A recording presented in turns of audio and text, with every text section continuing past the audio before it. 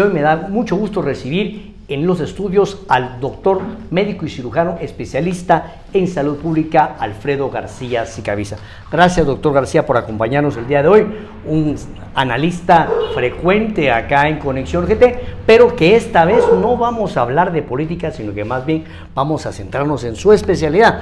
Usted sacó una especialidad de salud pública en... Estudié médico y cirujano aquí en la Universidad Nacional de San Carlos, y luego saqué una especialidad en salud pública en la Universidad de Hebrea, en Jerusalén, Israel.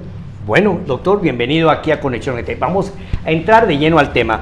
Bueno, vamos a hacer una evaluación. ¿Cómo ve usted el desarrollo de la pandemia, digamos, ya retrospectivamente de un año para acá? La tarea de hoy es una tarea bastante, es una tarea muy relevante, porque sabemos muchas cosas que no sabíamos hace un año y medio. Esta epidemia se originó en Wuhan, China. Se sabe ahora que hubo 2 casos, los primeros, en noviembre de 2019, y eran trabajadores de un centro de estudios de virus en Wuhan, China.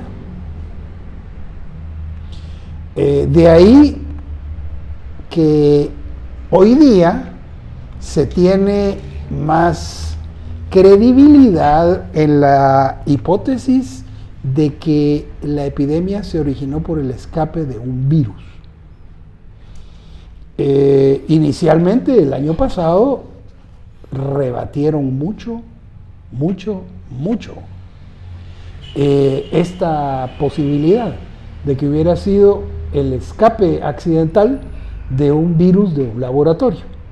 El virus tenía ciertas características y algunos expertos lo señalaron en su momento.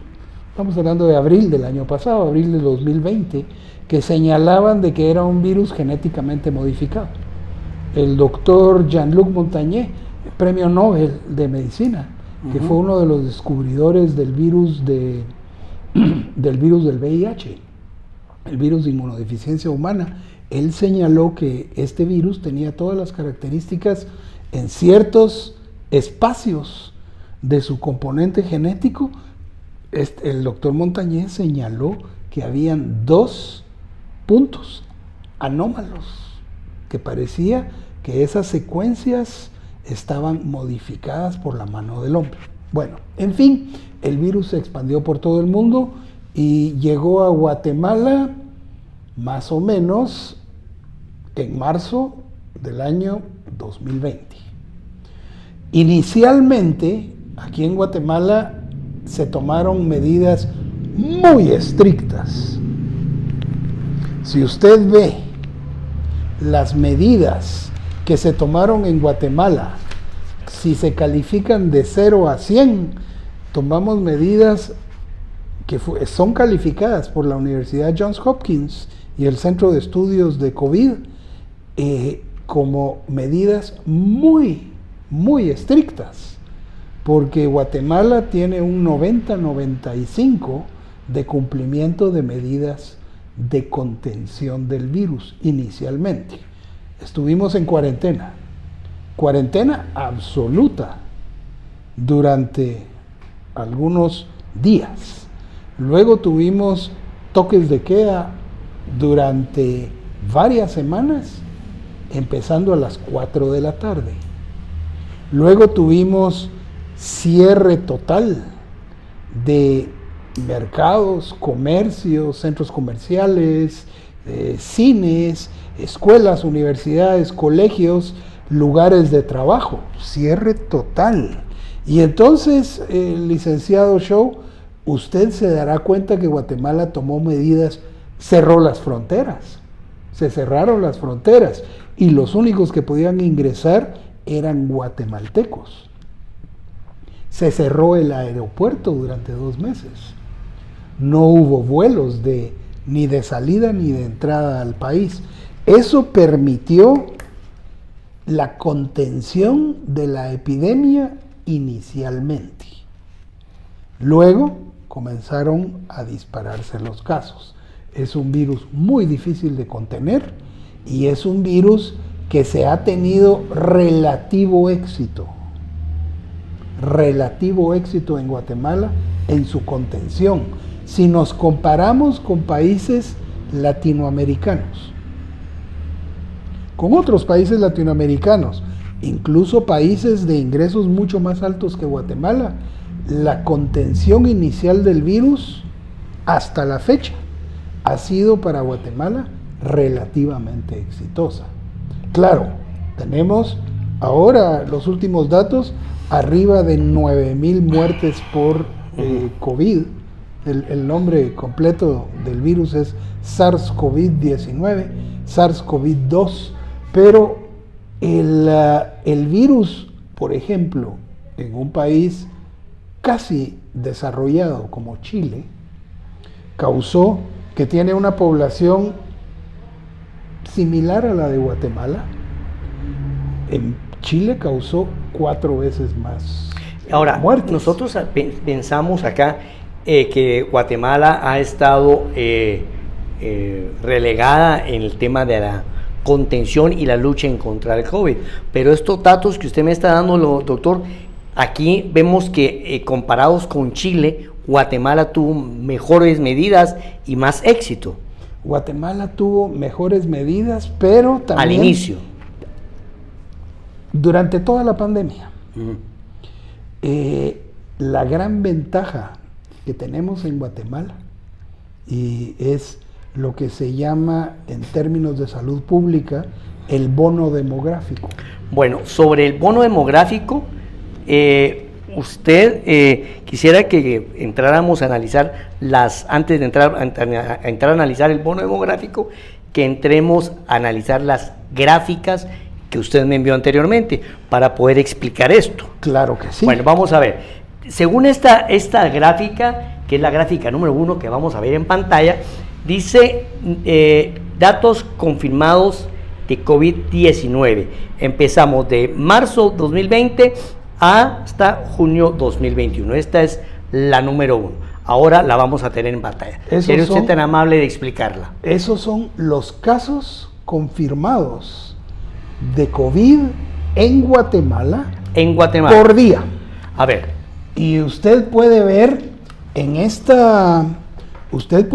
pantalla que los casos confirmados tuvieron un pico en julio del año pasado, luego tuvimos otro pico en enero de este año, otro pico en mayo de este año y ahorita estamos en otro pico de casos. Y sí tenemos, ahorita estamos en el pico más alto de casos de COVID. En estos momentos, en julio del 2021. Ahora, esto se debe... Finales de junio del 2021. 2021, ya esto. Ahora, esto se debe a las mutaciones del virus o a una especie de confianza o que se han relajado las medidas de contención.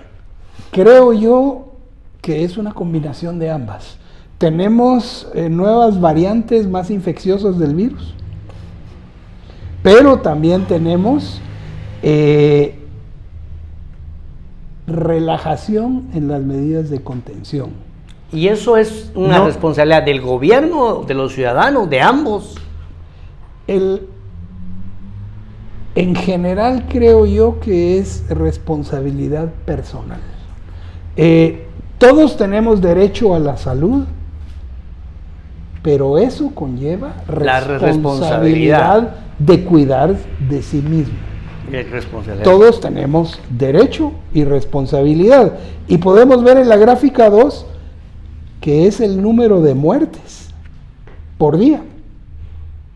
En la segunda gráfica, el número de muertes por día que sigue detalladamente el número de casos por día. ¿Y en esa línea cómo vamos? En esa línea no vamos nada bien, porque se disparó el número de casos. Algo que llama la atención tanto en las gráficas del número de casos por día y de muertes por día de COVID es que todos los picos coinciden con celebraciones sociales.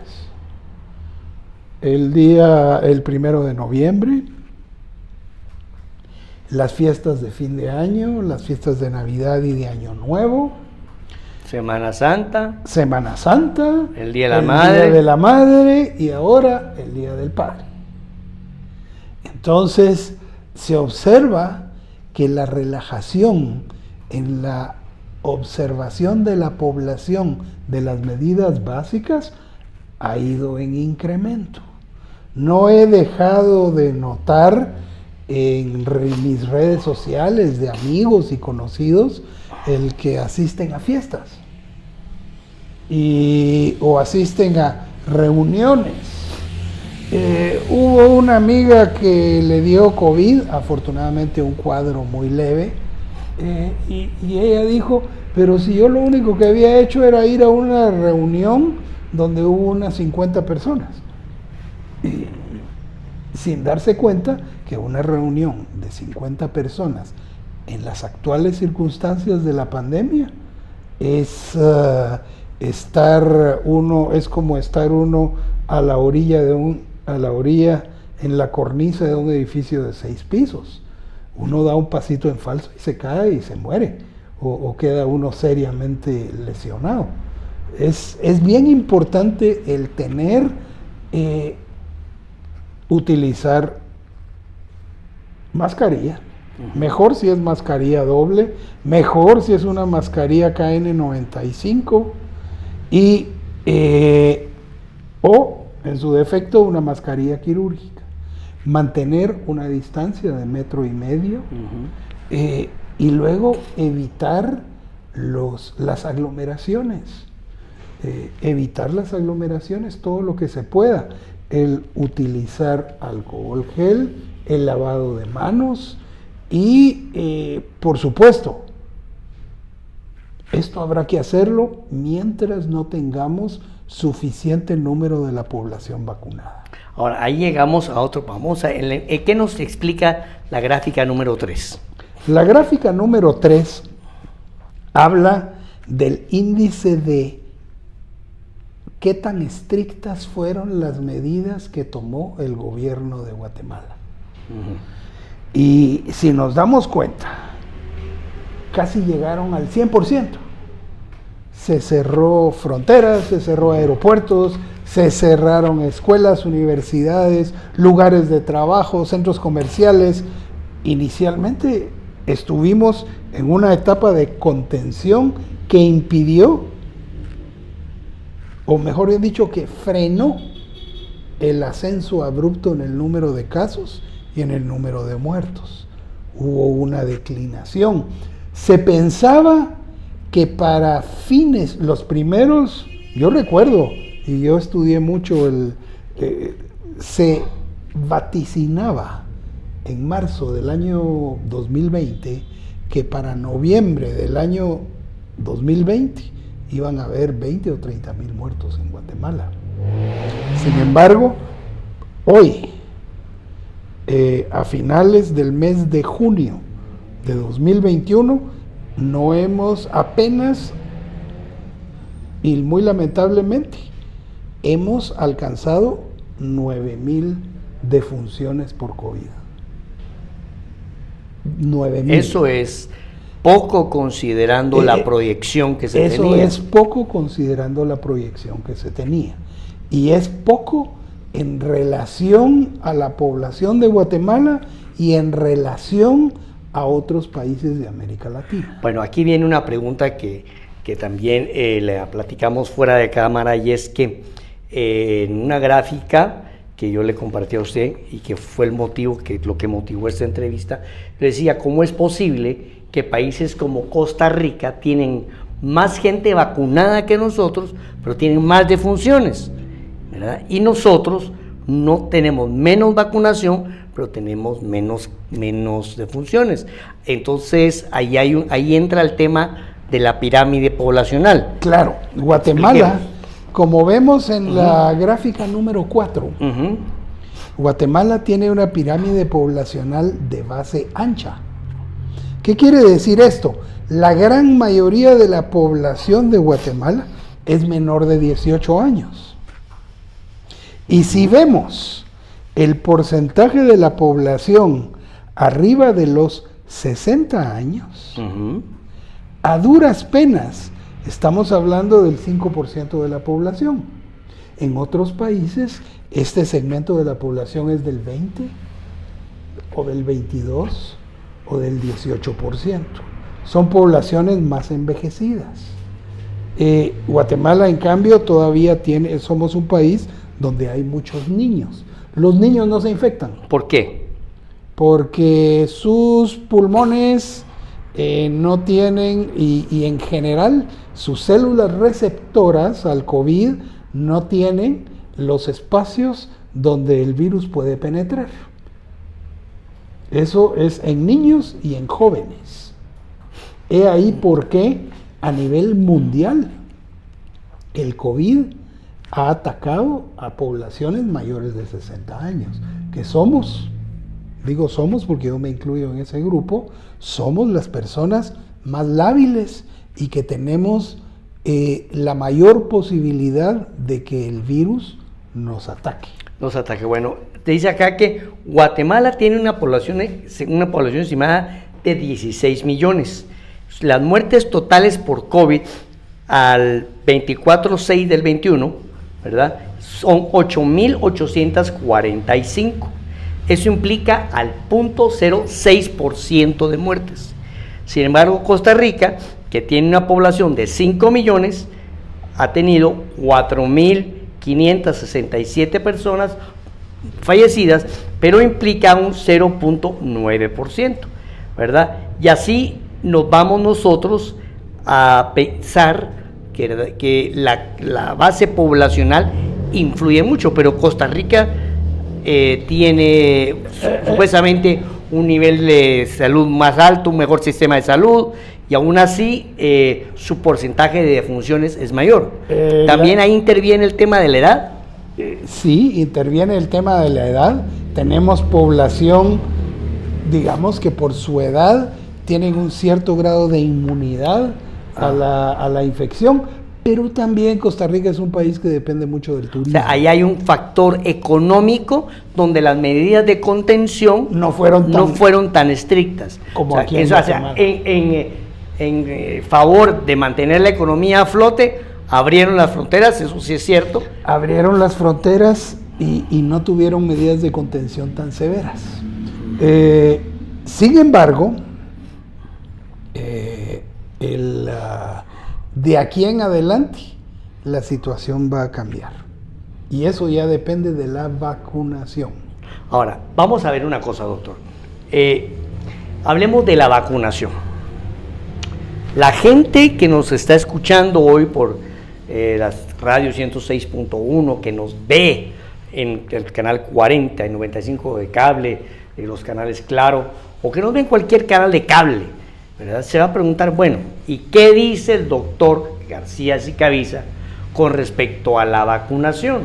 Hay corrientes muy fuertes ¿cómo se llama? Le hacen publicidad a la resistencia antivacuna. Vamos a hacer preguntas concretas. Aquí, disculpe si somos abogados. ¿Usted ya se vacunó? Ya me vacuné. Ok, ¿y usted está consciente de que cuando usted se vacunó no hay garantía de efectos secundarios? Yo estaba consciente de la posibilidad de efectos secundarios inmediatos, que sí tuve. Fueron dolor articular moderado, dolor muscular, cansancio. Bueno, pues eso me da a mí, ya por la edad a usted. Sí. Pero doctor, sí, doctor, cuando usted me... Pero también tengo la conciencia de que estas vacunas no han sido estudiadas a largo plazo. No sabemos qué efectos puede tener a largo plazo la implantación de un ARN, ARN mensajero que puede ir a otras células del cuerpo, además de bloquear la entrada del virus. Yo sé que la vacuna a corto plazo, mediano plazo, mientras dure la epidemia, yo sé que la vacuna me va a prevenir en un alto porcentaje, 99.9%, casi 100%, de tener que ir al hospital y de parar en el intensivo. Eso lo sé. Pero no sé qué puede pasar con mi organismo a 5 o 10 o 20 años plazo, si es que Dios me da otros 20 años en esta tierra. Pero sí estamos conscientes de los peligros de la vacuna, pero es un mal menor porque a corto y mediano plazo sí funcionan para prevenir.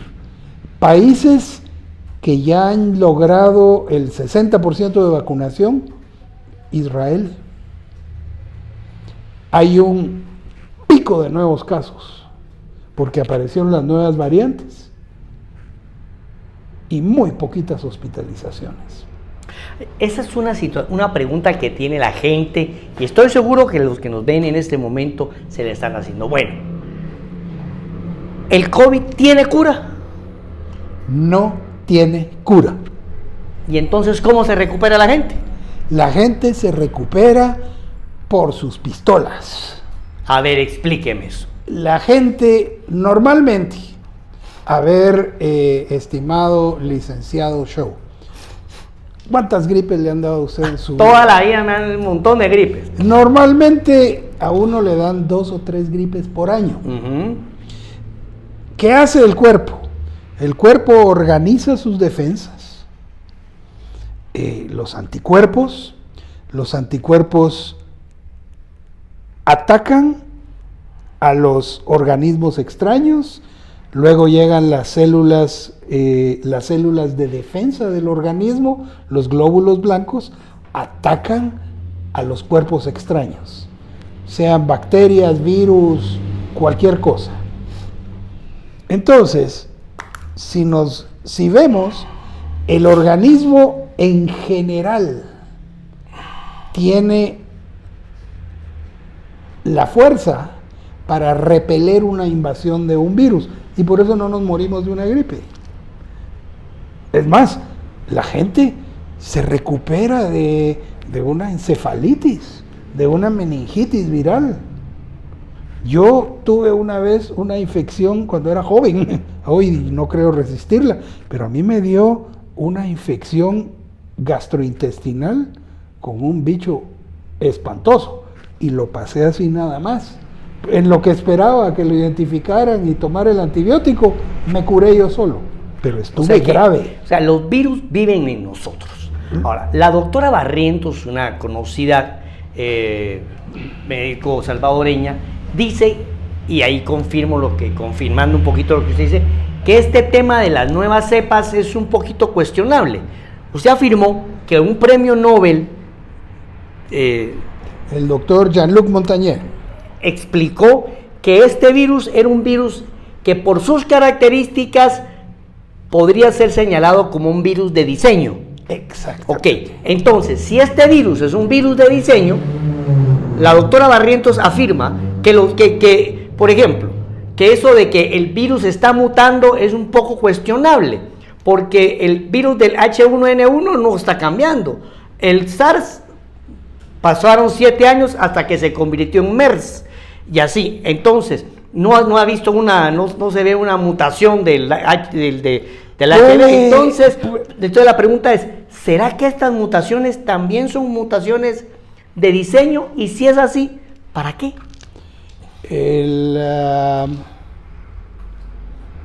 Bueno,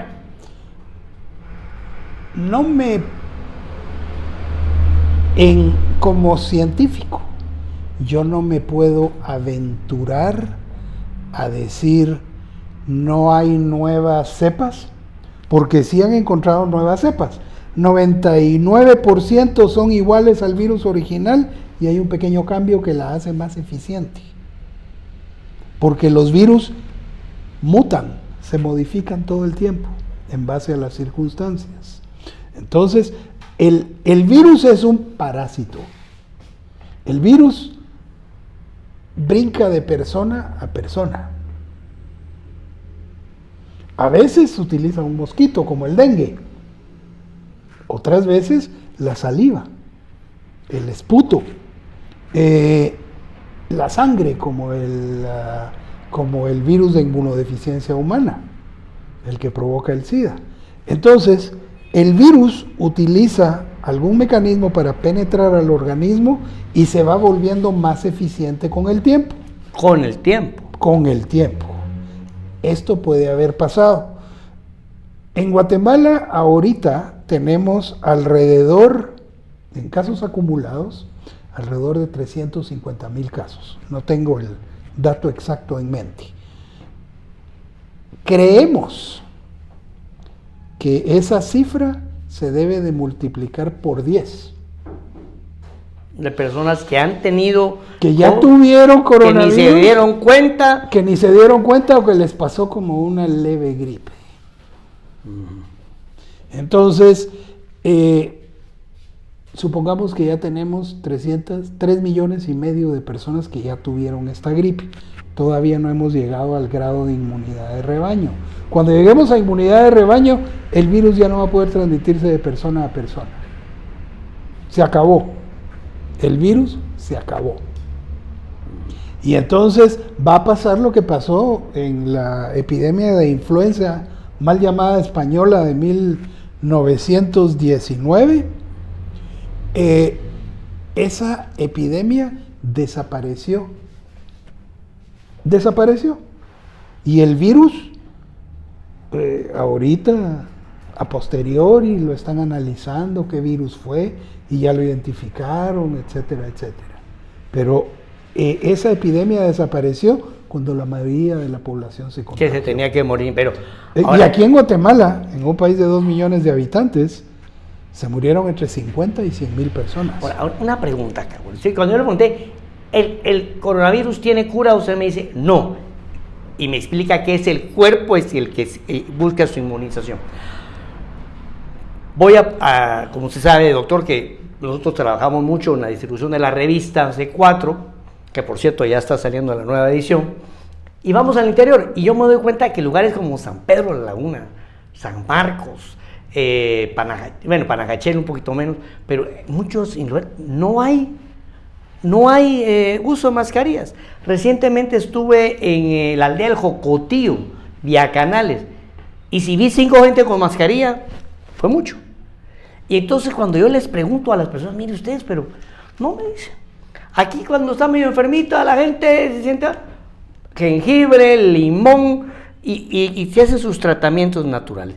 Tiene que ver un poco la alimentación, la fortaleza del cuerpo, el estar expuesto constantemente a los virus, porque déjeme decir algo, doctor. Nosotros vemos en la calle personas de escasos recursos, habitantes de calle, que están expuestos a todo. Y yo no he visto al primer hombre que trabaje por ejemplo, en recolector de desechos domésticos, que esté mal o que use mascarilla. Dios los pasó. La gente que trabaja recolectando desechos de las casas, no tiene usted toda la razón. ¿Qué pasa? Hay un dicho popular: lo que no mata engorda.